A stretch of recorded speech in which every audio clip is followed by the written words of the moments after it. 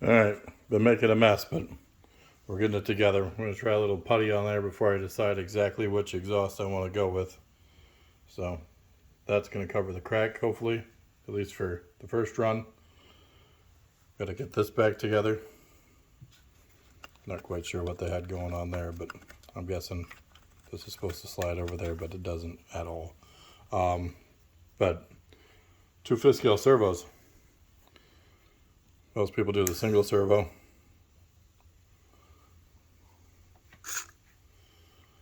I got 292 inch-pound servos, 5 scales. I got to build a small plate right here to cover that gap. And then this one fits right underneath the battery box with a few modifications.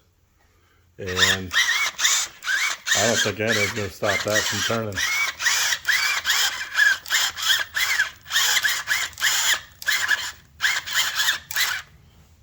Then I just got to find a spring for the brake and get that adjusted, but we've got throttle and we'll have brake.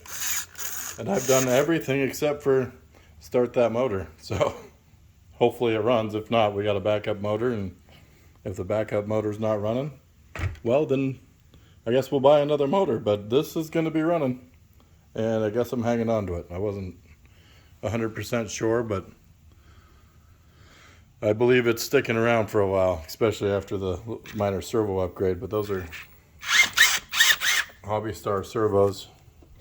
Picked them up at Spirit Controlled Racing and Hobby.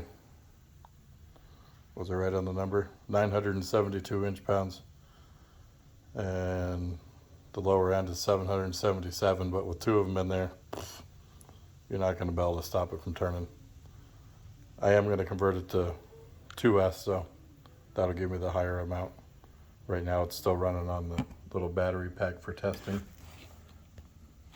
I remember what this guy was. There you go, 6 volt. So once it's upgraded, we'll be running 7.2 volts, so we'll be looking pretty good. Again, 2 of these Hobby Stars HS6912 HVs, and then there's $63.99 at my hobby shop, Spirit Control Racing and Hobby. But as far as mounting right up, I mean, I didn't get the Futaba mount to go in here, so I'm just going to either build another plate to go a little bit longer, or build one little metal piece to cover over top of that. And then this side, underneath the battery box,